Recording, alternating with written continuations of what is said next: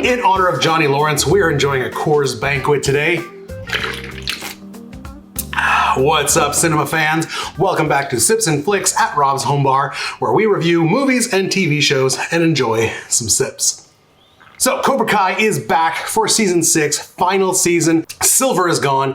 Everyone is on the same side now, but Kreese has broken out of prison.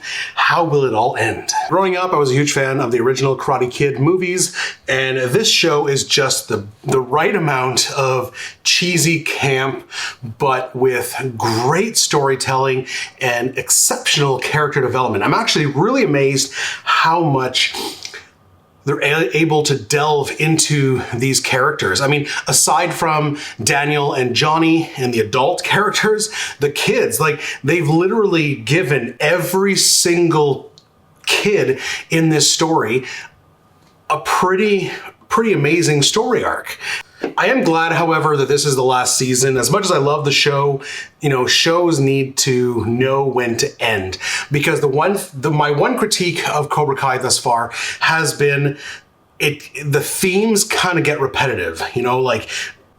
Daniel and Johnny, I know they butt heads. They're fundamentally very different people, so it's hard for them to collaborate. However, the back and forth of like, okay, we're gonna team up, and then no, I hate you. Johnny hates Cobra Kai, but then he's back with Cobra Kai, then he's gonna start his own. Like, by season 5, I was like, okay, these kids need to finally come together. So I'm glad we're there now. I'm hoping that this season they'll continue that, and they're not gonna have, Daniel and Johnny break up again.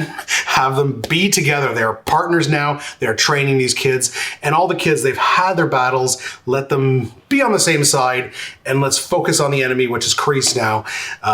Hopefully that is the way they move forward. Okay, so going into episode 1, all the kids are on the same side now, with the exception of Tori and Sam. They're still kind of butting heads, but they're friends and they're both training with Miyagi-Do, so that's good. But then there's Kenny. Kenny is still just really disillusioned. Robbie tries to apologize, but then his brother, which is a kid that Robbie met in juvie, they butt heads, and he's like, it's my brother, leave him alone, you had your shot. And then they fight, and there's a fight scene there. I totally thought they were gonna go in the direction of the brother is this criminal, but they totally went the other way, and I love that. After the fight, goes and talks to Kenny and is like, why don't you give Robbie another shot? Why don't you give Miyagi-Do a shot? I think these guys genuinely care for you. So the writers totally kind of went in another direction, and I love that because it wasn't what I expected, and I love when writers do that. There's another part in the story where the writers, I think, are trying to pull your leg, where Johnny gets a supposed text from Kreese telling him to meet somewhere in the woods, and Cobra Kai never dies. But turns out it's actually just Stingray, who has been training kindergartners, which is kind of funny. But then he kind of offers Johnny to come back and take back command of Cobra Kai. I was like, oh no, please don't do it, please don't do it. But I'm happy that they didn't. He comes back at the end and he's like, you know what? Cobra Kai is Kreese's legacy. I don't want that. So that was awesome. Meanwhile, Kreese is in Korea, I think, and he's tracked down his former master, this old kind of Pai Mei looking guy, Master Kim. I don't know if he has any kind of ties to kind of Miyagi or whatever. That might happen later on. You never know.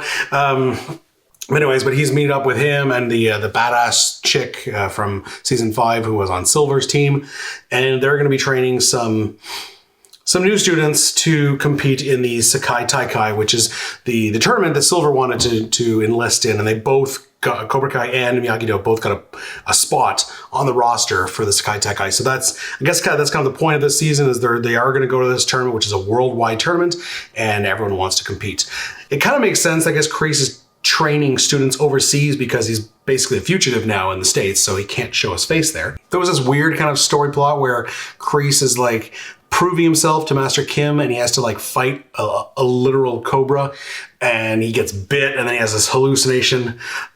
That was pretty campy and cheesy, but whatever. It's not a huge deal. And of course, there's a whole side story with Johnny and Miguel's mom, who are having a baby. And then he's looking for a house because now they're living together.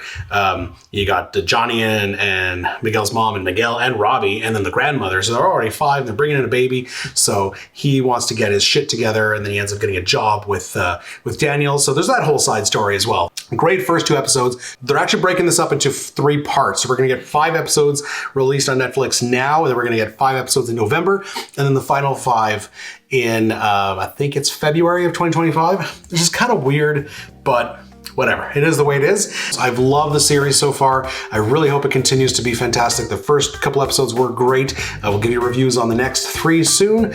And that's it. Cheers. Cobra Kai never dies.